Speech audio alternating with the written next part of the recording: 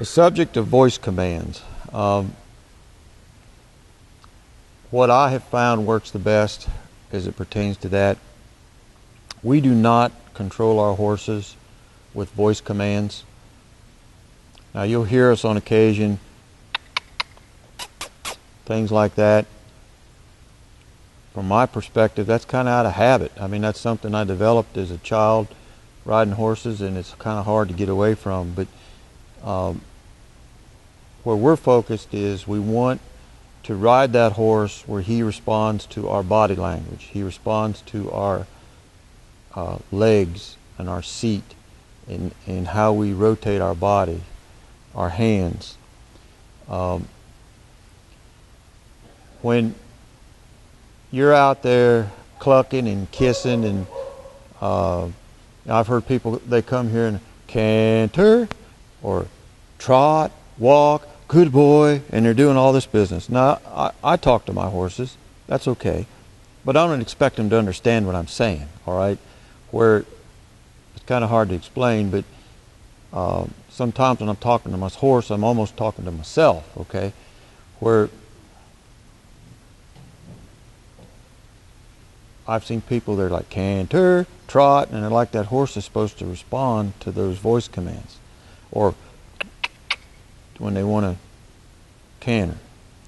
Well, what happens is we're out here riding, 10 of us or 5 of us, and the guy riding beside of me, he's clicking, and the guy on the other side's kissing, and I'm sitting here in the middle, and my horse is like, he doesn't know whether to stop or go forward or left or right or whatever, because everybody's clissing and clucking and carrying on. And then you get somebody say canter. Well, he's over there and I'm over here, and I don't want to canter, but he said canter, and it's just like a circus. You know, nobody knows what's going on. Where if you compete in classical dressage at an international level, and if you give a voice command, you're disqualified immediately, okay?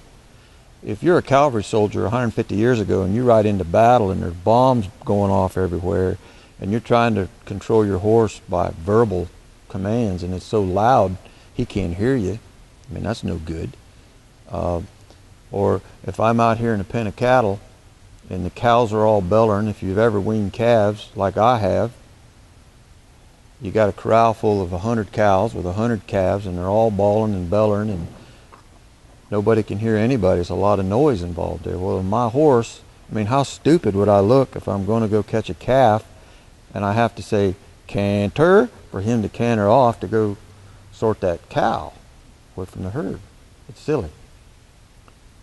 But what I'm trying to say is, when we're talking about being a handy horseman, that's what this means. I want you to be handy. You know, there's all kinds of prim, proper ways, and like I've always said, there's 50 different ways to do the same thing. And I'm not disagreeing with anybody on all this, but I'm trying to say is, if you want to be handy and you want to go somewhere and get some work done off your horse's back, this is how I think you ought to do it. Is this whole verbal command business, don't do it. You get him to where he moves off your leg and responds to your hands and responds to your body movement, and you will have a better ride. Trust me if you do that. Now, there's one verbal command that we use religiously, and that's whoa. Okay.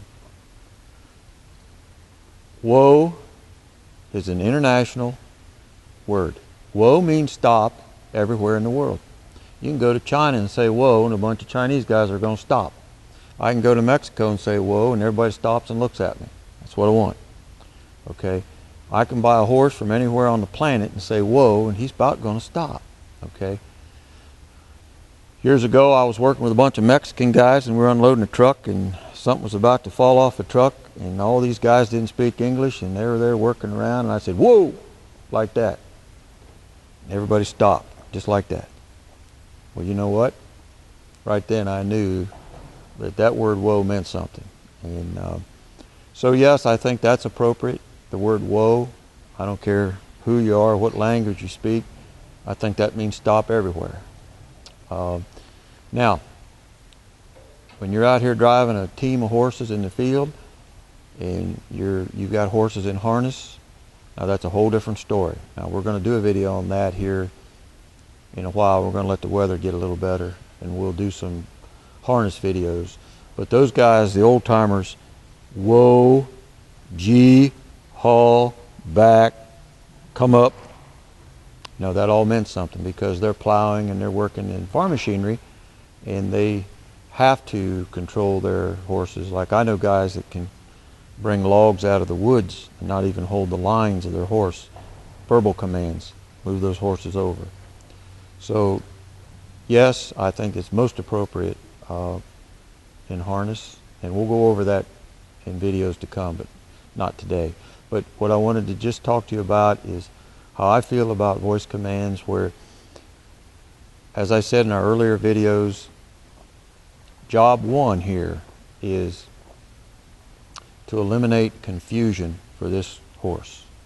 This poor guy right here,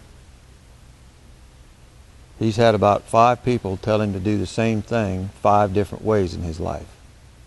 So for him to earn a good home and get along where he's going to go, we're all here going to do the same thing, and we're going to make him a believer on how we're doing things.